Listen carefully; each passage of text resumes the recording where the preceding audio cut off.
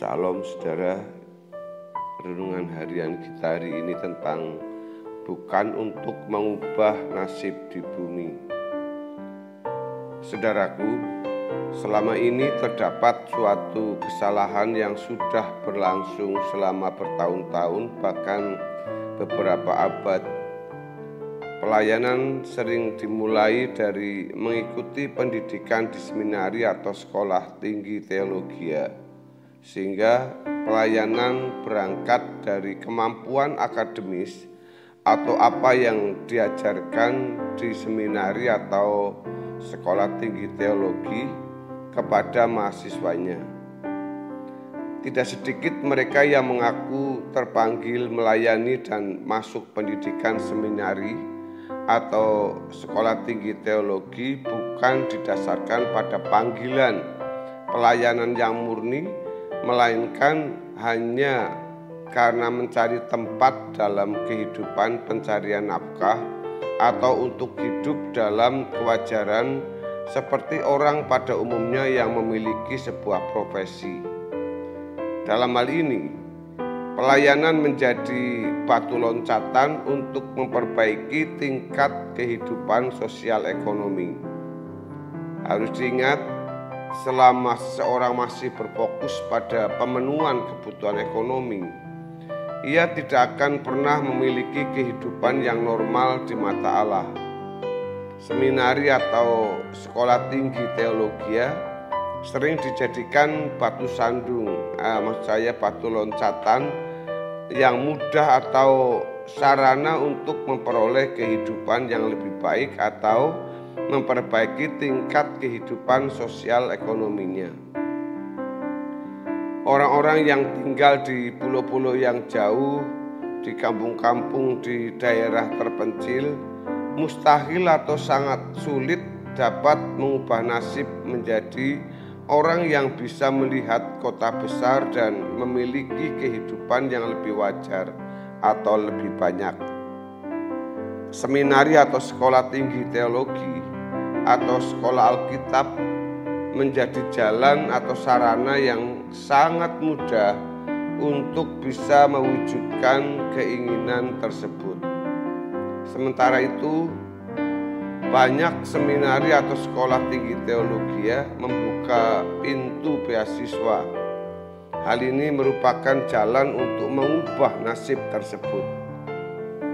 Mereka pergi meninggalkan daerahnya untuk menjadi hamba Tuhan. Mereka memang tidak bermaksud menipu Tuhan dan jemaat Kristen, tetapi faktanya mereka sebenarnya belum mengenal diri mereka sendiri. Kalau mereka tidak berubah, mereka dapat menjadi penipu-penipu di ladang Tuhan. Ketika orang-orang ini menjadi sarjana, magister, atau doktor teologi, sementara watak mereka belum terbentuk dengan baik, maksudnya watak yang belum terbentuk dengan baik, apabila belum mengalami perubahan kodrat, maka mereka menjadi hamba Tuhan hanya untuk mencari nafkah. Inilah pendeta karir yang sebagian telah memenuhi gereja hari ini. Tidak jarang jemaat di kota memberikan anak gadis mereka kepada hamba-hamba Tuhan tersebut yang sebenarnya masih belum sembuh dari obsesinya untuk menjadi manusia yang hidup secara wajar. Mereka sebenarnya bukan hamba Tuhan, melainkan hamba diri sendiri yang terobsesi menjadi manusia yang wajar seperti manusia lain yang bermartabat ekonomi lebih baik daripada tetap tinggal di daerah terpencil. Mereka pada dasarnya di kedalaman hati, yaitu hati mereka, studi di seminari atau sekolah tinggi teologi adalah untuk memperbaiki tingkat kehidupan sosial ekonomi. Tentu tidak salah kalau seseorang meninggalkan daerahnya dari pulau-pulau yang jauh, kampung-kampung atau daerah-daerah terpencil untuk masuk seminari atau sekolah tinggi teologi guna menjadi seorang hamba Tuhan. Tidak salah. Tentu tidak salah kalau kemudian hari mereka menjadi pendeta di kota dan menikah dengan orang kota dan memiliki kehidupan ekonomi yang jauh lebih baik daripada hidup di daerah terpencil. Tetapi seharusnya mereka mengalami perubahan kodrat untuk dapat menjadi hamba Tuhan yang melayani dengan tujuan mengubah jemaat sesuai dengan maksud keselamatan diberikan oleh Allah. Tetapi faktanya tidak mudah terjadi perubahan dalam diri mereka. Sebab selain obsesi tersembunyi di kedalaman hati mereka begitu kuat, juga seminari atau sekolah tinggi teologi tidak memberikan pendidikan yang memadai guna menjadikan proses konversi dari manusia yang berkodrat dosa ke manusia yang berkodrat ilahi. Pendidikan di sekolah tinggi atau sekolah teologi sering hanya mengisi pikiran dengan ilmu dan teknik-teknik pelayanan, tetapi tidak menyediakan pendidikan guna perubahan kodrat. Setelah mereka menjadi pendeta, sebagian mereka masih menunjukkan adanya manusia lama yang sangat kental dengan DNA. Dari mana mereka berasal dan obsesi duniawinya? Mestinya setiap orang yang benar-benar mengalami perubahan kodrat akan memancarkan karakter ilahi yang memancar dari kehidupan Yesus. Sebenarnya tidak menjadi masalah dari suku, daerah, atau latar belakang apa seorang pendeta itu berasal, tetapi kalau ia menjadi pelayan Tuhan tanpa mengalami perubahan kodrat, pasti ia melayani hanya untuk kehidupan nafkah di bumi. Inilah yang namanya pendeta karir. Betapa berbahayanya kalau mereka menjadi pemimpin jemaat apabila menjadi ketua sinode atau pengurus sinode.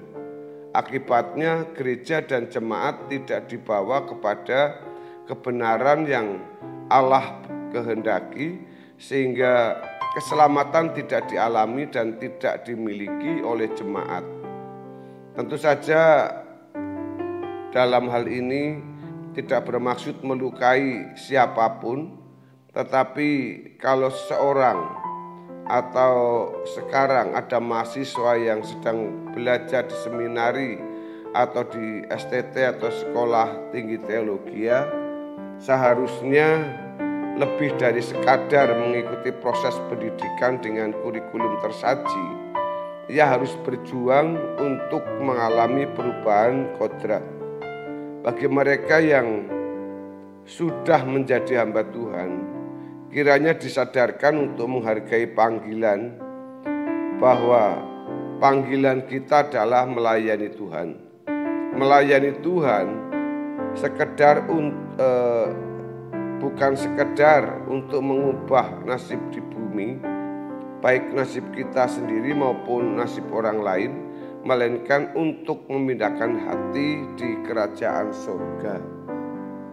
Saudaraku, jika kita sungguh-sungguh dalam melayani Tuhan, maka Tuhan akan berfirman, dan Tuhan sudah berfirman maksud saya dalam Zakaria 3 ayat yang ke-7. Beginilah firman Tuhan semesta alam, apabila engkau hidup menurut jalan yang kutunjukkan dan melakukan tugas yang kuberikan kepadamu, maka engkau akan memerintah rumahku dan mengurus pelataranku, dan aku akan mengizinkan engkau masuk ke antara mereka yang berdiri melayani di sini. Sementara Malaki pasal 3 ayat yang ke-17 mengatakan mereka akan menjadi milik kesayanganku sendiri, firman Tuhan semesta alam, pada hari yang kusiapkan. Aku akan mengasihani mereka sama seperti seseorang menyayangi anaknya yang melayani dia.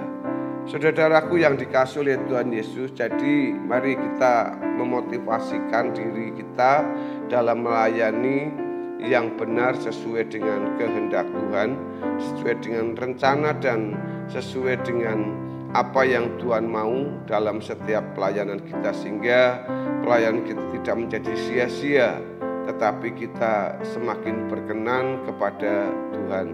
Kiranya kebenaran firman Tuhan hari ini memberkati kita semua, dan saya terus berdoa saudara terus diberkati, dilindungi, dan selalu dalam pimpinan Tuhan.